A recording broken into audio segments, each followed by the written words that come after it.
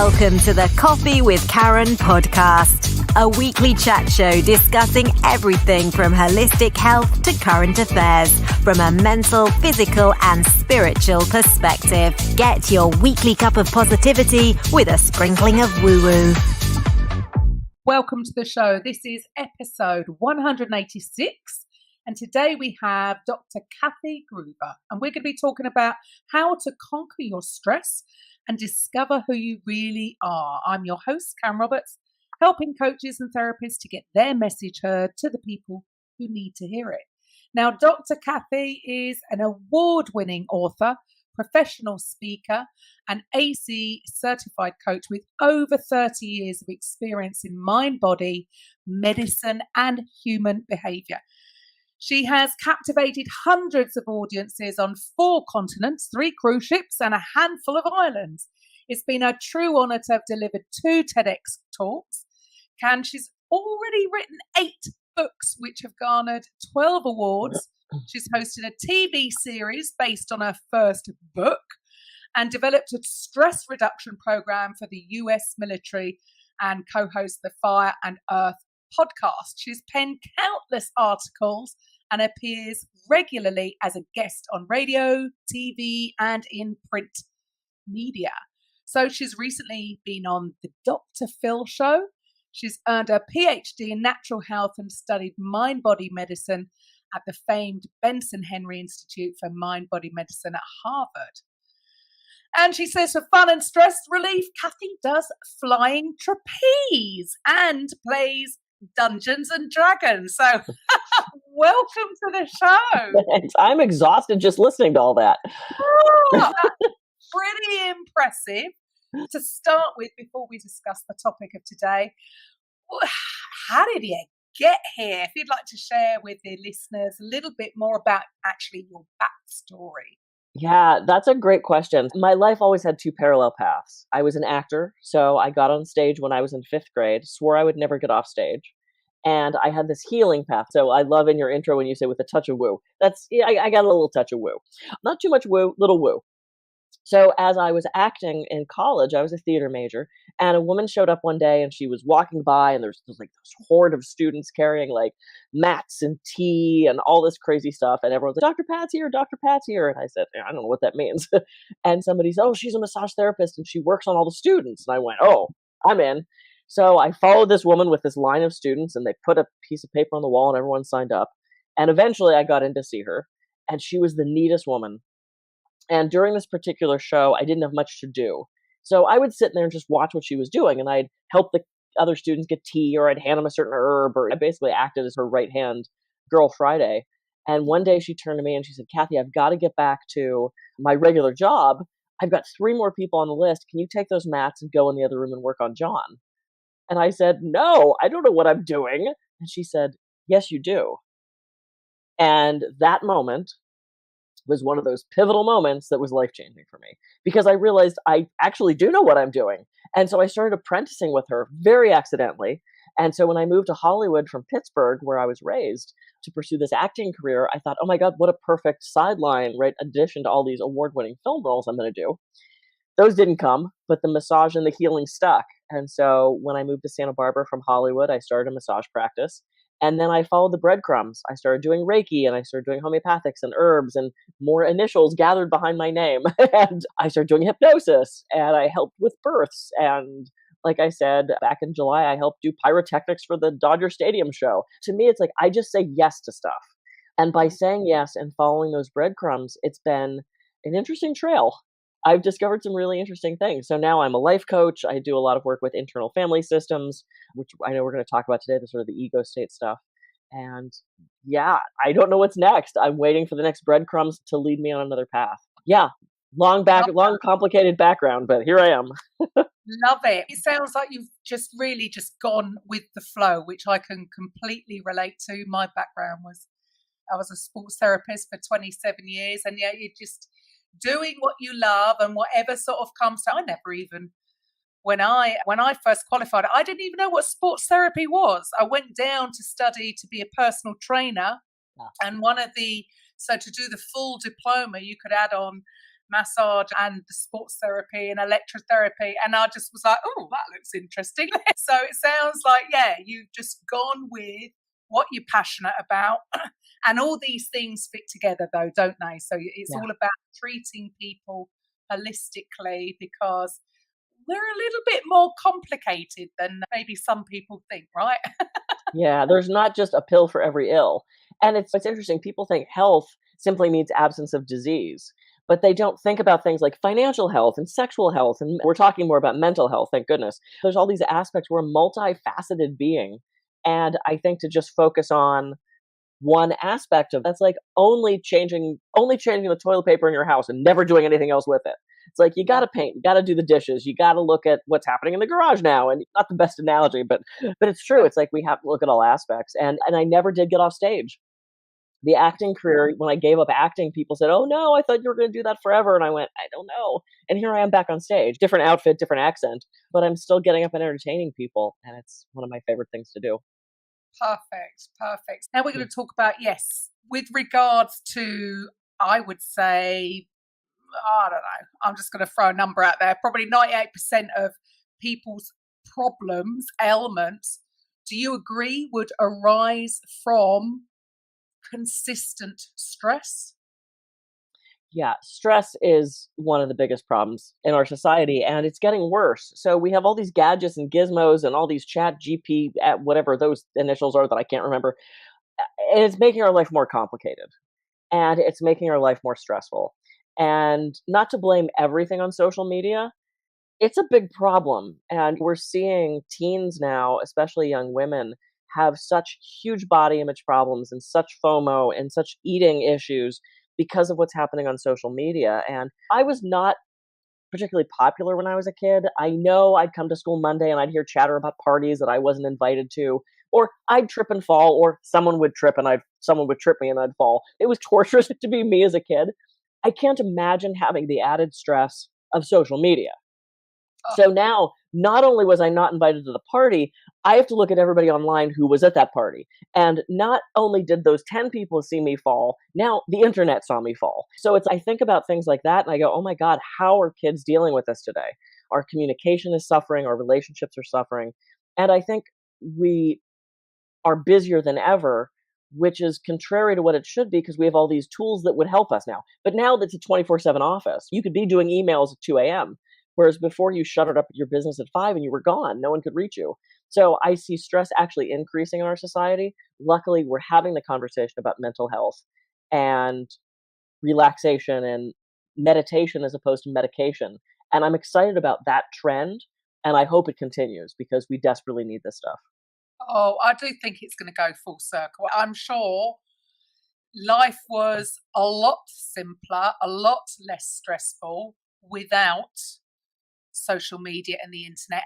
On the flip side of it, like you say, it obviously I wouldn't be able to run my business without it. It has so many pluses, but it seems to be that it's down to us. We have to set our own boundaries with it. Like you said, who wants to be answering emails at 2 a.m.? I have to be quite strict with myself because it's only going to be up to me whether I'm going to answer it or doesn't really matter. You can wait till the following day to follow up. But so it's like I suppose all stress is perceived, isn't it? But there's this perceived amount of stress that is put on us or that we are putting on ourselves.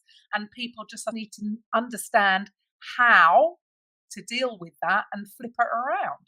And to that point, and I'm glad you brought that up, right? So we're not going to talk about the true fight or flight response stress. We're not going to talk about you're walking down an alley and someone jumps out at you. Please run. Please don't stop and meditate. Not the time for that. If you're crossing the street and a car is hurtling towards you, now is not the time for affirmations. Get the hell out of the way. Because stress isn't really the problem. Our problem is that reaction to the stress. It's our reactivity to it. So if we can learn to control our reactions, because we can't stop the stress. If we could, we would, and then it would just be another thing we have to do. The stress is always going to be there. So what we can do is change our response to it so that we're not as reactive and we're not creating a fight or flight response for something that doesn't warrant it. Your boss saying to you Friday night as you leave the office, I want to see you first thing Monday morning. First of all, there probably goes your weekend, right? Because you're going to be ruminating about that, but that's all up here. That is not fight or flight worthy stress. You can't run from it. You could, but that's not productive either. You have to wait till Monday in that present moment to see what the issue is. And we ruminate the bad stuff, right? We're what ifing. No one popped up in the middle of the night and said, oh, what if it's not cancer? What if he proposes? Oh, what if my kid does great on that test? We what if the bad stuff. And that's creating this trail of more and more negativity. And that's where the danger is. And do you think that's always been the case? Or do you think that's just, again, something that we've been more conditioned to in modern life? Yeah, I think it is. I remember growing up, my grandmother was very much a worrywart. She was very negative. If we were 5 minutes late for dinner, she had us dead in a ditch. Didn't think there was traffic. Maybe we got stuck on a call. Maybe my dad ran late at the office. We were dead in a ditch. And that was just where her brain went. So I think we are all wired for worry. Our brain's number one concern is safety, right? So our brain is constantly scanning the environment for things that could be harmful to us. And when we're on hyper alert like that, and then we throw in things like 24-hour news cycle and social media, and I think that is contributing to a very natural, it's our lizard brain, it's the amygdala that is constantly on guard of what's in the environment that can harm me. And the more we look for that, the more we find it, which is fascinating. So if we can break that cycle, if we can do a pattern interrupt and say, wait, what do I know to be true right now? Right now, my boss said, I want to see you Monday. That's all I know. We can try to interpret tone, and we can think back to, oh no, did he see me stealing those Post-it notes? Or, did I not do my report right? We can start to ruminate on that. But again, that's all up here. None of that's real. And that's where I think it's important to stay present. I'm a huge fan of Eckhart Tolle. I've done a lot of studying with him. And accept the isness of this moment. Oh, and I love that. I love that. When we what is. Yeah, it's like when we want to be anywhere else, or it's when we want the situation to be different that we suffer. And that's all up here. It's all up here. We're very creative, aren't we? We don't half create some bizarre stories. And like you say, why can't we get into the habit of creating the better stories? But as you said before, we tend to create a worst case scenario.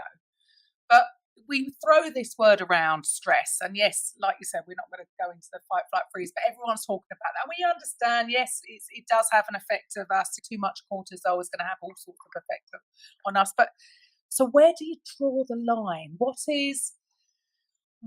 sort of stresses are harmful, and what sort of stresses are, it's no problem, we can deal with it? What are some of these warning signs? Yeah, that's a great question. And it's such an individual thing, right? You mentioned in my bio that I do flying trapeze. So I climb a 20-foot ladder. It's a little shaky. You're like, and then you get to the top and you're winded because you're not in as good a shape as you thought you were. And then they strap you in, and then they hand you this really heavy bar, and you have to jump off this platform. And everything in your being is saying, why would I do that? That makes zero sense to me. So you jump off and you hang from this bar, and then you hopefully do your trick, and then you hopefully get caught, usually by a hot shirtless guy. So I know everyone gets excited. Most people get excited by that. And then you do your thing, and then you drop into the net, or you return to the bar you started on, and then you go back to the platform, and it's safe and healthy and fun. Just me explaining that probably has 10% of your audience in a cold sweat going, I'm not doing it. I'm not climbing the ladder. That's terrifying to some people. To me, it's exhilarating. It's fun. It's exciting. I thrive in a higher stress situation. I'm very type A. I would make a perfect emergency room nurse. That is an environment that I know I would thrive in. Most people can't do that. So I think the first thing that's important is to know yourself. That's one of the most ancient axioms ever. Know thyself. Because when we rent a car, right, we travel someplace, we rent a car, we take the little check sheet and we walk around the car and we note every ding and every scratch and every mark because we don't want to be charged for it. But when do we take that checklist and look at ourselves? So when I say to a client, how long has that bruise been there? Oh, I don't know. I didn't even know it was there. How are you feeling today? I don't know. How's your headaches been? I don't know. When did they start? I have no idea. We don't look at ourselves of not only our bodies, but our stress levels, our emotional state. We don't examine that. And I think we have to. So I think that's the first step, is knowing yourself. And then we can build on that from there. But the problem there is that we have all been conditioned, not all of us, but because maybe some are more rebellious than others, that we've been conditioned to give our power away. So it's almost like in more recent history, when I say recent history, I don't know, maybe even the last 100 years, that we've just given, we're not understanding ourselves. It's like we've been conditioned not to trust our own intuition, not to trust our own judgment on who knows your body better than you. But we've given that power away to somebody who is we perceive to be in authority. And we found ourselves in general waiting until something happens, until there is a real symptom that's continuous, and then they'll go to somebody outside of themselves to give them a pill. That's where we seem to have found ourselves, rather than, like you say, being self-aware what's happened to that. But one thing I want to pick up on, so you said type A. So would you like to explain what you mean by that? Yeah, so, type A, the very typical, stereotypical type A is the sort of the red-faced guy rushing off to the office, and he's eating lunch at his desk, and he's too busy, and he's got high blood pressure, and he's burning himself out. That was the very stereotypical type A. I shot out of the womb and went, okay, check, now what do we do? That's just my personality. I'm a Capricorn. I'm a triple Capricorn. I'm very Capricorn. Only child. Dad wanted a boy, got me, so I'm very competitive. I'm very go. It is actually toned down a little bit because my husband is very not type A, so he has untype A'd me a little bit, and I've realized that it's not as healthy and productive as I thought it was. So I've toned that down. Type B is the more sort of laid back, like goes with the flow, not as, if you need the report done in 2 minutes, you probably want to go to the type A guy and not the type B guy. Fast generalization. So that's a breakdown of that. But type A tends to be high stress, play hard, work hard, burns the candle at both ends kind of person. And so I can relate. I haven't done the trapeze thing, but I've always said I do want to jump out of a plane. I've done a bungee, and I've always said the best feeling in the world is that millionth of a second when you've jumped. Yeah. And the realization that there's nothing below you. And love it. I've always said if you could bottle that, you'd be a multi-billionaire. But for some people, the very thought of that would horrify them. Absolutely horrify them. Oh, and jumping out of planes is so much fun. I can't remember if I did it 2 or 3 times. It was amazing. That weightlessness of just that falling. And it's like that when you do your catch, because the catcher catches you and then you swing out. And there's this moment of just this feeling of flying, and then you swing back. It's this pendulum feeling, and you don't want to let go of the guy. You're like, no, I want to do it again. It's so much fun. And I'm not doing trapeze as much. I'm now doing aerial silks, which is the fabrics that hang down that you, I just performed that actually, which was mildly terrifying. But you also asked to circle back because we have an open loop. The warning signs of stress. So these are going to be really individual, but it's everything. You have to look at physical, emotional, behavioral, spiritual. So, are your shoulders up to your ears? Are you clenching your jaw? Are you not sleeping? Is your stomach upset? Are you clenching your fists? Are you snapping at your kids? Are you smoking, eating, drinking more than normal? Are you turning to drugs? Or do you have road rage? Are you impatient? There's so many of them. And what's tricky about these is, sure, every once in a while we might cry for something. Every once in a while we have that, I just want to escape and live a different life kind of feeling. It's when these things are pervasive and continuing for a long period of time that they're a warning sign. Because over time, this stuff isn't normal. It's not normal that you haven't pooped in 2 weeks. It's not normal that you're not sleeping through the night. It's not normal that you're clenching your jaw. These things are not okay for our body long term. So if you're seeing those things in your friends, your spouse, your kids, your colleagues, your boss, they're maybe dealing with some stress that should be addressed, reactivity to the stress. And because our bodies are a barometer, right, they're going to tell us what's going on. And so when I work with clients, one of the first things I ask is if they're a visual person or a kinesthetic person, do they feel things in their body? Because often when something's amiss, we feel it in our bodies first. We get that sinking feeling in the pit of our stomach, or we feel that tension moving through, or we lean into something, we lean away from something. This is why we walk around with that checklist. Because if you don't know what your body's like when it feels great, you're not going to know what it's like when it starts to fall apart. Same thing with our mind, our sex life, our mental life, our nutrition. We want to know, the more we know, the more power we have to make changes. And now are people paying attention? I think some people going for a laugh and they're just really not aware. But what are some of the ways that you can different ways of decreasing stress, and would they be different for different types of people? Oh, absolutely. Like I said, I do trapeze for stress relief. That's not going to do it for a lot of people. Some people, all my friends at the trapeze rig, that's our church every Sunday morning, or whatever it is. You've got to find what works for you. So stress appears differently in a lot of people, and the way we handle stress and manage that is different for a lot of people. I have a girlfriend, her idea of relaxing is she lays in a chaise lounge. And she just lays there. And I'm wondering, like, what she did to get in trouble, who put her in timeout, and when she can go get a book. Because why are you just laying there? That sounds horrible. That's the most boring thing. That is not going to work for me. I can do that like 10 minutes before I go, okay, I need a book. I need a podcast. I need to write something. So whatever works for you. I dance. I do silks. I go wine tasting. I play games with my husband. I play with the cat. Whatever works for you is the most important thing. We can go through the list, what I teach. Mindfulness, meditation, affirmations, visualization, breath work. There are there's an endless supply of tools and things that will work for you. And if you don't know what you like to do, think back to what you did as a kid. Did you like to ride your bike? Maybe you take a spin class. Did you like to walk through the woods? Maybe you join a hiking group. We actually have a kickball group here in Santa Barbara. Adults, kickball league. You kick the ball, you run around the base. Now, as you pass the bases, you have to do a shot, which I don't remember doing in grade school, but it seemed fun. Find what works for you. That's the bet, because then you're going to do it. Yeah, I suppose that's the same advice for any kind of exercise. Not everybody's going to do the same thing. So, yeah, there's no right or wrong. Just do, whatever works. Whatever works. Something. Yeah, and identifying that you're stressed. And I think that's the thing, too, because, again, a lot of people don't know. People hear my bio and they go, oh, my God, I'm exhausted just hearing that. That, to me, is a normal life. That's just normal. I see clients all day. I do classes. I do exercise classes. I write stuff. To me, that's perfectly normal. Not everybody can keep up with that pace. Do what works for you. Give yourself permission to take a break. Give yourself permission to decentrate for a second. We concentrate so much.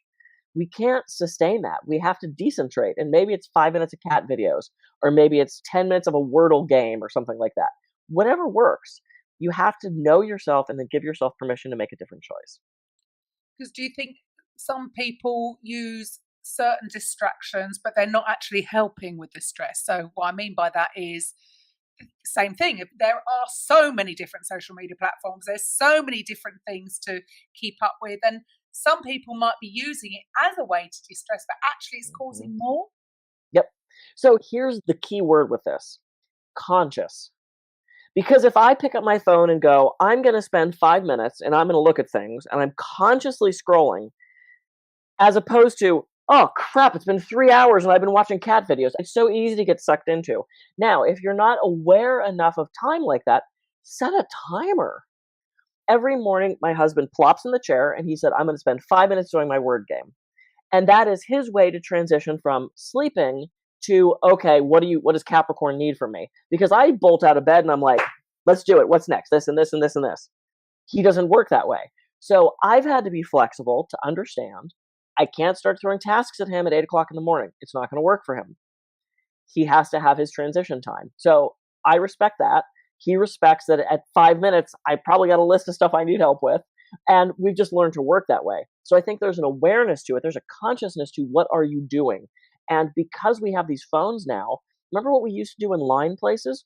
We would talk to the people around us. Remember conversations? That was great. We would, or we would go inside and think about things. We would fantasize. We would daydream. Now what as soon as we're in line, what do? Scroll. We're so in here, but we're not actually in here. We're in this other thing, which isn't real for the most part. Now, I love social media. I love putting up my daily posts on TikTok and Facebook, and I love seeing what my friends are doing, and I love the occasional funny cat video or the doofus that drives the trailer into the house by mistake. It's hilarious. You can't get lost in that world. You can. It's not a great idea, because what's happening in this world is so much more important. And that outside validation that we get from, somebody liked my video, that feels great. And if that's that's fueling us as a human being, if we're seeking that external validation because of social media, it's really dangerous. And there's such an increase in depression in our youth right now. And they are attributing that to social media, period.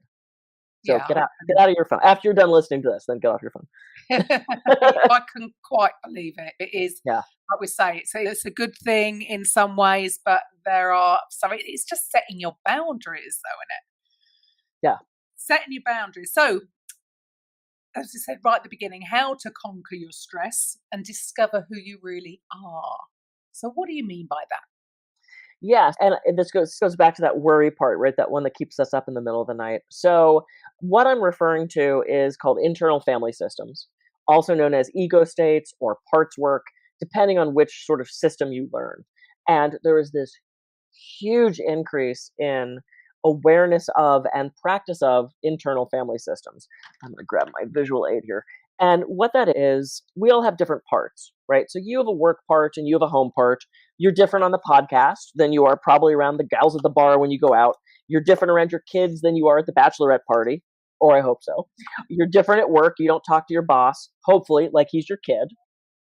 You don't talk to your husband like he's your boss, hopefully. So we have these hats that we wear. These are hardwired into our brain. They're called ego states or parts, and we all have them. They're formed in childhood as a way to protect ourselves and also as a way to fit in. So if you remember the TV show Friends, Chandler Bing was the jokester, right? He was always the funny one.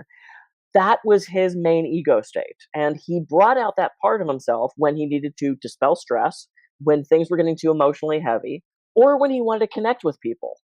And it was so huge for him to the point where on one episode they challenged him to not be funny for 24 hours, and he couldn't do it. That was just a guiding part of who he was.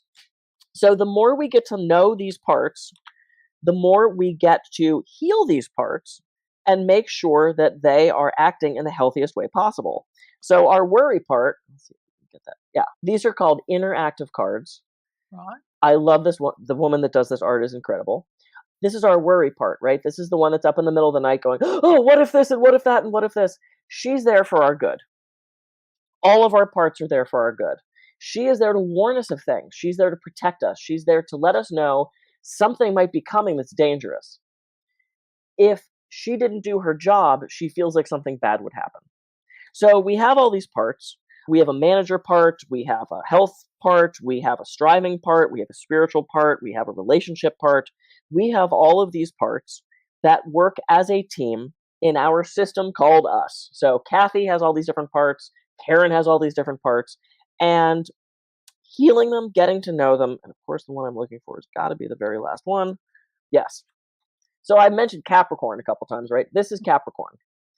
Now, she's there for my good. She's allowed me to write 8 books. She got me my PhD. She keeps my pants on. She keeps my book in order. She keeps my clients coming when they're supposed to. On her negative side, she's controlling, cold, emotionless, bossy, bitchy. She'll plan the vacation. You don't want her on the trip with you. She is not fun. She's not fun. She can make a great smart alecky comment, which is hilarious, but she's not fun. She can be mean and cruel and impatient. So, how do I balance this part? What is she doing? She's trying to keep me safe. She thinks if she keeps me achieving, they can't hurt me. I mentioned I didn't have a lot of friends in school. She thought, when she was formed when I was in grade school, that if she kept me moving, they couldn't get me. If I didn't take study hall, they couldn't tease me. I took another class. If I didn't eat lunch with everybody, they couldn't beat me up. I'd go into the library and read. So her main job for me was keep me moving, keep me productive so that I'm safe. And when she gets out of control, it's not pretty. So it sounds like you've got a balance, but it sounds a little bit like schizophrenia. So that's a good point. Not schizophrenia so much as multiple personality disorder, now known as DID. And we all have these. We have 10 or 15 of these that we see most often, but we can have up to 100 parts when you actually break them down and do them. And this is one of the main things I do with my coaching clients, because that worry part that keeps popping up, or that fearful part, or that bossy part, or that angry part, we want to get to know them, thank them for what they've done for us, and then figure out how to heal them and balance them. When you have something like DID or multiple personality disorder, like I know I have a Capricorn, I know I have a scared kid, I know I have an angry part, I know I have a little kid part that likes to play with my partner. When you have DID, you don't know that you have these other parts. There is no awareness that you have these pieces. So you might wake up in the morning in a bed that you aren't familiar with, a wristband from a club that you've never been to, wearing lipstick that's not your color, and people are calling you Beth when your name is Mariah, and you're like, I don't know what's happening right now. DID, dissociative identity disorder, serious mental health issue that needs therapy and typically medication and all sorts of intervention. This is not what this is. Because I'm sure, like Karen, you felt yourself switch states, right? You're suddenly triggered by something, or you want ice cream. No, we can't have ice cream, but you had a stressful day. You should have ice cream. Yeah, but we're going to work out because it's summer. Yeah, but screw you people. I want ice cream. It's like we have this conversation with ourselves. We have this, part of me wants to ask him out. Part of me is terrified. Part of me wants to jump out of a plane. The other part goes, what are you thinking? It's a perfectly good plane. These are the words we use this term all the time. God, part of me really wants to. We're talking about all these parts. So there, I've done the verbal dump of what ego state is. It's my favorite thing, obviously. So it really come back round to what you were saying earlier about know thyself. You need to be aware. When you are aware, I know I can turn into a complete child at times, and I can be all over the place. Mm-hmm. I suppose it's not staying in any of the negative. It's okay to go all over the place, but as long as you don't stay there too long and you become aware of what's going on, or which hat you've got on, if they are a negative hat, and come back. I suppose the danger is when you get caught up in that and you're not aware. Is that what's going on? Yeah, we typically, even though we say things like a part of me this and a part of me that, and when I do this as a workshop, I say, you guys all have a work state and a home state. Everyone nods. We know that. We have a work persona and a home persona. We don't think about that as being a multiple of ourselves, but we're multiplicity beings. And again, these are hardwired into the brain. These are not just psychological constructs. So different ego states can have different handwriting, different attitudes, different. I could tell my handwriting changes when I'm in Capricorn versus when I'm in a more relaxed, calm state. It's just how it is. Yeah. No one can read Capricorn's handwriting. It's impossible. I'm looking at it now and I'm like, I don't know what that says. Figuring out when you switch those states. And so, how to explain this in 20 minutes? So under all of this, there's self. There's this self that has no ego state on it at all. And self is compassionate, caring, calm, connected, curious, courageous. That state is the I just got out of meditation state. I just did breathwork state. I just had a great workout and now I can go. That state is the one when someone goes off the handle and we say, I am so sorry you're upset. I completely understand. I would feel the same way. How can we resolve this? As opposed to their angry state triggering your angry state. Because ego states trigger each other. Can I give you an example? Yeah, sure. So I was making the bed and my husband said, can I help? Yes, you could absolutely help. So he goes up there and he puts the fitted sheet on, and all the women relate to this. And it's sticking up like this far on the edge. And I knew what would happen. It was on my side of the bed. And I knew that at some point in the night, I would roll over and it would go bink and the whole fitted sheet would come off. Capricorn doesn't like that. So when he moved to the other side of the bed, I fixed it. And he sees me do that and goes, I can't do anything. Heartbreaking. Oh my God, I felt so awful. I didn't say anything. I didn't shame him. I didn't demean him. I just corrected the thing that he had just done. But that triggered shame in him. Now, what Capricorn wanted to do was go, seriously, dude, it's a bed. Get over it. That was not going to solve the problem. That was going to make it worse. So instead, I noticed that he shifted states. I told Capricorn, okay, shut up. And I stayed in self and I went, oh, honey, I'm sorry. I said, I am so weirdly anal about the sheets. I like them to be really tight. I so appreciate your help. Why don't we go for a walk when we're done? And he goes, okay. Totally dispelled the situation. Whereas if I was tired, stressed, hungry, drunk, all these things that don't allow us to stay in self as strongly, I might have flown off the handle at him, and then it would have been a fight, and then our states would have triggered each other, and it would have been a mess. So when you're in self, and this takes practice, you can feel a state coming on. I could feel Capricorn going, oh my God, get over it, dude. Just tell him to, nope, hang on, thank you for your input. I'm going to stay here. It's the umpire during the baseball game, right? The guy's on the pitching mound, he's kicking dirt, he's screaming, and the umpire's just like. Now, it's not a shut down state. It's not a, I don't care, I'm going to just close off state. It's a hyper conscious state. It's, all this kind of relates to the pain body with Eckhart Tolle when he talks about that. These negative states that are triggered is our pain body coming up. And we want to trigger other people's pain bodies too. Same thing as these different ego states. But we really want to be in that self, or we want to be in the present, because I suppose that's where we are with it the majority of the time. But like you said, this takes practice. And this is something, you mentioned Eckhart Tolle, I would say that had such a profound effect on me personally, even though I'd read it first time, 20 years ago. But my problem was I only read it once. See, when we come across these new ways of thinking, or if they're new, if you haven't heard of that kind of stuff before, we need to hear it over and over and over. And I bought it again last year, and I don't read books anymore. Audible, thank goodness. I love it. See, that's a plus for the for the new tech, right? Because you can hear his voice. Oh my goodness, you just want him as your dad, really.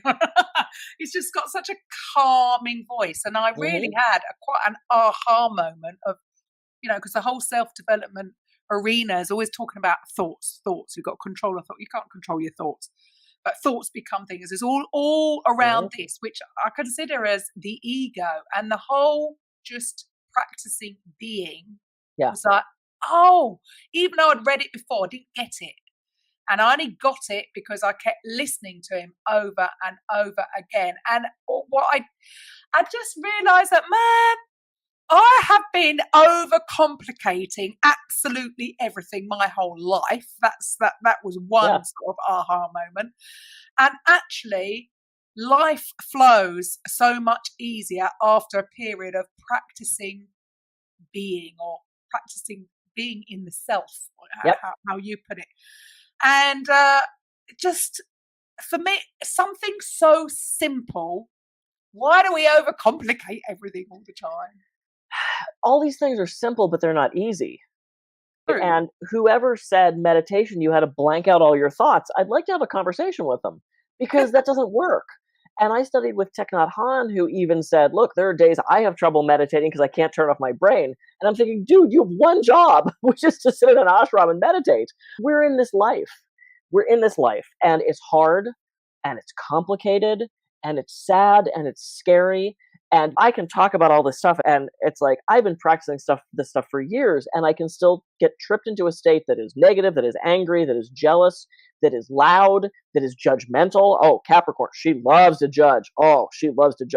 And the more I experience that, the more is an opportunity for me to go, okay, hang on, bring that back. You don't need to respond that way. I helped with the fireworks for July 4th at Dodger Stadium. And one of our jobs is to keep people out of that area, because we can't have just people wandering through live fireworks. And there's one woman on this crew with me who she loves to scream. Security could be approaching the guy, and she will run over and go, no, you can't be here. No. And she will yell. She won't say, excuse me, I'm so sorry you can't be here. She'll just go to, from 1 to 10, she'll start screaming. Now, how do you think the people respond to that? Not well. And we watched one guy really get in her face. He started screaming and complaining. He's got a kid with him. You've ruined my son's day, and I'm calling my ticket rep. He freaked out. And I had to talk with my husband, who also knows a lot about ego states, because we talk this way in our house about, oh, I've got a Capricorn now, or hey, this has come up and blah. And I said, God, I wonder how different that exchange would have been had she simply said, excuse me, sir, I am so sorry. The restrooms are closed right now. It's an emergency. I totally understand. I have kids too. I know when they have to go, but it's a law because we have live fireworks here. Unfortunately, you're just not allowed to cross. As opposed to rushing into his face and screaming. Because what it triggered were two angry states and them screaming at each other. And us just sitting there going, oh God. And this poor kid, this poor 8 or 9-year-old is watching this unfold. So what is he now being trained to do? Ego states trigger other ego states. And had either of them been able to stay in a glimmer of self, that wouldn't have happened. And so it's just, and now that you know this, I actually did this workshop for a bachelor party of all things, 12 guys. And one of them, after we did this work for a little bit, said, Kathy, this is the most incredible thing. I can't unknow this. And so now as you go through your day, you can watch people switch. You can watch them get into this sort of slight bravado when the girls are around that they like, or the, oh, hi, I just, this kind of like little kid thing that girls sometimes do when they're flirting, or the boss will suddenly boss more. It's fascinating to watch. And I love to sit in like restaurants and just kind of sit back and every once in a while go, oh, ego state switch. And my husband will go, yep. And the more you know yourself. So here's how to work with this, because let's do something practical, right? Write down 3 of your ego states. And maybe you simply write down manager, mom, chauffeur. Maybe that's what you do. Or you write down bossy one, funny one, silly one. Just write down 3 of your states. If they have a name, great. My Capricorn loves to be called Capricorn. My organizer loves to be called if you have a name for them, that's great. If not, just write down sort of an overview of what they do, and then write their qualities and traits. Like I said, Capricorn, she's hardworking, she's a natural leader, she's a great communicator, she's driven, she's hardworking, she's organized. Then on the flip side of that, she's bossy, she's cold, she's steps in where she shouldn't.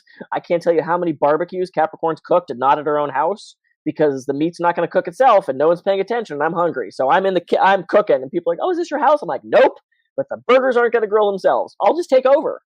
Now, that can be good and bad. I don't like to say bad because these parts do think they're doing this all for our good, but there's no other words. So write those 3 parts, write their positive and negative traits or how they act when they get out of control, and just really start to know those parts, because the more you know them, the more you can work with them. Because you're not going to step into a corporation with an all-hands meeting and just start assigning tasks without knowing who these people are. You might have the CEO doing copies, and you might have the tech guy making coffee, and the receptionist is out running the whole company. You wouldn't do that. You want to get to know these people. What are their skills? What are their traits? What role do they play in this organization? That's what this is. And then you start to make different choices. And then on the other hand, you want to stay in self too, so that you can manage all these parts. So then I suppose then you can choose which one comes out to play at any given moment. Yeah, some things upset you, or like recently the plane was cancelled, and rather than getting upset and angry, you've got to go to the desk and plead and do this sort of poor me, put on that persona, because that's going to get you further. They're going to more likely help you out rather than getting all demanding, and that's not going to get you anywhere. So what I'm hearing from you is really accepting the different personas that you portray at any given time, understand the good and the may not be seen as so good. and then once you're aware, then you can bring them out make them work for you rather than, I suppose, you being controlled by them. Is that what you're... That's a great way of putting it. Now, having said that, there's difficulties with that. If you have an angry part and someone triggers your angry part, I had an experience actually at the trapeze rig where one of the instructors shamed me in front of 30 people. And narcissist. As soon as he did that, Capricorn came in and went, oh, hell no. And then I shut down. And so later he was trying to talk to me and there was a wall. There was a wall. And I said, I can't have this conversation right now. I'm done. I'm out. And for a couple hours, I was just like I was dead. Someone could have fallen in front of me. I would have been like, oh, that's unfortunate. That's going to be paperwork. I felt nothing because my system couldn't handle that. From years of being shamed by various things, it all goes back to our childhood, big T, little t trauma. And my system couldn't handle what had just happened, and it shut down. The secondary aspect of that was my avoider came in and went, guess we're not doing trapeze for a while. Because the thought of running into that person, I couldn't handle it. So our system tries to work as one unit to protect us. Sometimes to protect us from other of our own parts, like maybe the angry part, the rest of them don't like, so we try to shove that part away, or there's a scared part or a shameful part or a hurt kid that we don't want to disrupt the system, so we put them in a box someplace. it's such an intricate thing, and it's so hard to explain. This is why I brought the cards out. Perhaps this is that you got your kid who was being teased. They're throwing fruit at him. Capricorn came in and went, I'm going to protect you so that you don't ever have to feel like this again. So as an adult, if we feel like this again, it triggers this. Or we get scared and we hide in a corner, which is what I had to do after that experience because I didn't want to be around this guy again. So if we can heal these parts, then they don't get as reactive. Then we don't turn to alcohol, drugs, anger, porn, video games. Not to say those things are, well, something might be bad. We all have coping mechanisms. It's that extreme aspect of it. And recognizing that all of our parts are there to help us, I think makes a huge difference. When we can thank our parts, even the crazy lady in the middle of the night that's worried, thank you so much for thinking about that. I appreciate that you're warning me something could go wrong. I've got it handled. I've got it handled. If something happens, I'll let you know. And I appreciate you being there for me. And how do you heal them, though? What are you talking about there? Yeah, so that's a more complicated thing. So that's going to be with a coach or with a therapist, someone that specializes in doing this. So when I work with clients with this, I hand them this deck of cards. Again, it's called interactive cards. I'm not associated with them. I get no money if you go find these somewhere. But when you work with me, this is the first thing I do is I hand you a deck of these and I say, flip through and tell me any of these that speak to you, any of these that you relate to. And they put them in a pile. And then we separate them out according to what are the positive ones and what are the ones that might be perceived as, these don't always serve me. And then we talk about them. And it's like we're casting a play. It's like, oh, tell me. Oh, here we go. This is a good one. So tell me about that one. It's so hard with this light. It's this sort of Barbie doll. She's being judged. There we go. It's the light. Tell me about this part. Oh, I was a dancer when I was a kid, and I felt that I was always on display. And if I didn't perform for my parents, then I would get in trouble, and they only loved me if I was making straight A's. And that might be one of your past parts that still to this day follows you around, because if you don't feel like you please your boss, go the extra mile, do the 400th bake sale when you don't want to do any more bake sales. So how do we heal that part? It's about going back to that original time and figuring out what that part needed. Did the part simply need your parents to say, I love you even though you got a B? Or, hey, you messed up that dance move. No one cares. We love you unconditionally, because we all want unconditional love. And no matter how good your parents were, there were times we didn't get it. Or we turned in the mall and they weren't there for a second. And we had that, oh my God, where are my parents? We've all had trauma, big T, little t. We've all had it. And from that trauma comes these parts. So, for the listeners out there who are like, okay, yeah, that makes a lot of sense, and maybe I need a little bit of help with this as well. If you're watching this on YouTube or on social media, you'll have all of Dr. Kathy's details. But to the listeners, how would they find you, and what do you have to offer? Yeah, my best site is kathygruver.coach. It's Kathy with a K, Gruv as in Victor ER.coach. And I work with couples, I work with individuals for executive and life coaching. I do a lot of work with the ego states, because in all of the tools that I've gathered over the last 30 years, it's one of the most effective. And when we start to look at things in our lives that we want, that we don't want, that work, that don't work, when we start to look at them through these aspects of these different parts, and we learn to stay in self, so many changes happen. I have clients who I've sat down with these cards and the ego state work in couples, and they literally lay out, well, when you do this, it triggers this in me. Oh my God, I didn't know. And this triggers this in me. And we sit there and we negotiate these roles. We negotiate these parts. And even if you're someplace else, I've got clients all over the world that I send these cards to, and we work with them on Zoom or whatever platform we're using. So it's such an incredible system. I'm also like motivational speaker. That's kathygruver.com. I do a conscious leadership program. I do stress, communication, ego state workshops. Overcoming resistance to change is one of my new topics, which of course is very popular right now. Yeah, so it's like I love helping people. I wake up every day and ask, how do I get to serve people today? So that's my driving force. And of course, you 8 books. Working on the 9th. Working on the 9th. Oh my goodness. Capricorn's on the 9th. You're on the 9th. So what was your last one, and where can people find it? Yeah, so I wrote a couple books going with my lectures. So I have Conquer Your Stress at Work, which is the 5 stress techniques I teach. I have Say What, How to Communicate Anything to Anyone. I'm working on an ego state book right now for lay people because it's normally for psychologists, psychiatrists. I want everybody to be able to access this info and work with it because it's truly a life-changing thing. And my favorite, I know you're not supposed to have a favorite child, but mine is Journey of Healing. It's my last full-size book. And it's everything I know about health and wellness with some personal tales of growth and evolution thrown in. So it's like textbook meets autobiography. All of those are on my site, kathygruber.com.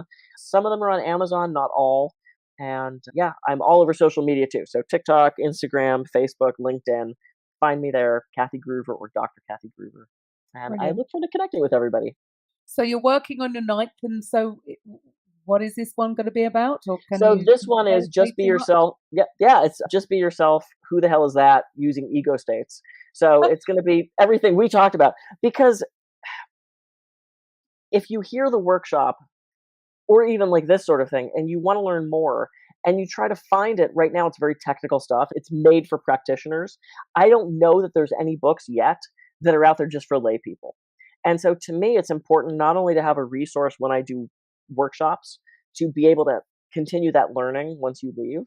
It's also, to me, just important to spread information that I think is helpful to help people heal and be better and know themselves and achieve what they want in life. Because we can. There's so many things holding us back that don't need to be. And teaching skills, whether it's affirmations or the ego state work or breath work, I just love passing on tools that I've learned that can help people grow, evolve, and get those things in their lives that they want. So do you think that the issues are ego states get in the way? And that's when we say I need to get out my own way. That the Yeah. issue? If we could be more in the Yeah. present. Yes. But again, I suppose we just need reminder. But again, like you said right at the beginning, that you've got everything at your disposal. You've got a mobile phone as a timer. You could just book specific times throughout your day as a bit of oh yeah, hang on. Even if it's just a couple of minutes of just being ultra aware and just Yep. being in the moment and just shush. I talk a lot, so shush, shut up, Karen, verbally and mentally. Yep. And it is, and I know from my own experience, that is when the magic happens. It's me that gets in my way. Karen, Yeah. get out. Yeah. Yeah, because we overthink things and then an ego state pops in that wants to second guess it. And then it's fascinating. And just in my own life, I've been working with these probably for 5 years now. And just recognizing when a state comes up where I go, that one just completely sabotaged that whole situation. Crap. Why did I respond that way? Or react that way? Actually, obviously didn't respond. I reacted. And why did I just do that? That didn't work. So we learn from that, hopefully. And then the next time that situation arises, we make a different choice. Yeah. And again, we can still do the reaction, but as long as we don't stay there. So yeah, I still react, but how long I stay in that reactive state is just not anything like it. Right? That's great. Look at us learning. Yeah. Is anybody do you know anybody who is in the present 24 hours a day? And this may be Eckhart, but I say maybe Eckhart Tolle. But like I said, even when Thich Nhat Hanh said he had days that it was hard, I'm like, oh my God, okay, I have to give myself a break. Because no one stood up and walked the first time. And could you imagine if we just gave up? We'd all be scooting to meetings and crawling around our bellies, and it would be ridiculous. We have to be gentle with ourselves because it's simple, but it's not easy. yeah. And that is it. So it is all just going back to basics. It really, again, like I say, it's our own fault for overcomplicating everything. Or again, the way we have been conditioned. But it's when you do get this stuff, this is the most important thing to master, if you like. So why isn't it taught in schools? Because imagine a world where children have been brought up understanding this. You just think that there'd be any world problems because everything will be solved in one generation if the kids were taught this at a very young age, but not enough importance seems to be put on it. No, I didn't do geometry at all today. Funny, and I'm probably not going to do geometry for the rest of the day. But I had to take that No, I definitely didn't do algebra. I barely made it through that class alive. But I did have to communicate, interact, write a check, pay a bill, do my taxes, make phone calls to get an MRI. There's these life skills, just practical life skills. Who doesn't? I was taught to change a tire and sew on a button when I was a kid because my parents instilled that in me. I know people that they couldn't change a tire if their life depended on it. Call AAA. What if your cell phone isn't working? Oh, suddenly you have to change a tire. And taking it past that into the life skills of just being alive as a human on this planet, we're not taught how to navigate this. And there's no one blueprint. Boy, if I had that would be book 9. But we have to do our best with these tools. And the more awareness we have of mindfulness and presence and the work that like Eckhart Tolle and so many people are doing, you doing the show, you're getting to reach so many people and empower them to be better. And I'm thrilled that you had me on. Oh, thank you so much for your time today. It's been fantastic. You can see why. You're a fantastic speaker and you've got a fantastic presence. And yeah, what you're doing is what's needed for people to live happy and fulfilled life, is learning these tools and practicing, because none of it's going to happen overnight. I'm obviously a slow learner. It's taken me 20 years since I first read that book to actually finally get it. You don't have to be that slow. Get a coach. It's a quick way. Yeah, it is a quick way. I mean, I've been working for this forever too, and I still have my days where I don't do very good. So thank you for your time. It's been a wonderful conversation. And to everybody else, I will be back on Thursday with a Coffee with Karen. Bye for now. The Coffee with Karen podcast, a weekly chat show discussing everything from holistic health to current affairs from a mental, physical and spiritual perspective. Get your weekly cup of positivity with a sprinkling of woo-woo.